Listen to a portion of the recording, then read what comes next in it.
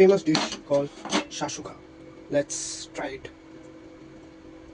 करते हैं हम लोग गार्लिक से, तो गार्लिक को हम लोग फाइनली चॉप कर लेंगे। पहले इसको mash finally chop.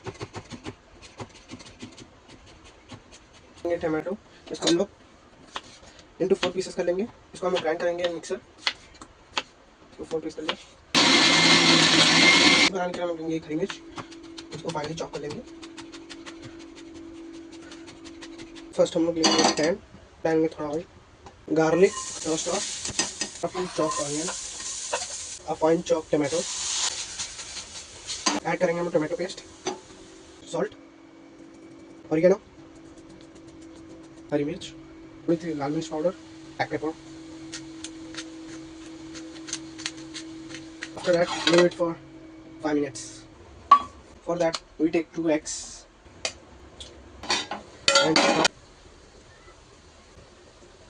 over here, right, black pepper on it, finely chopped coriander.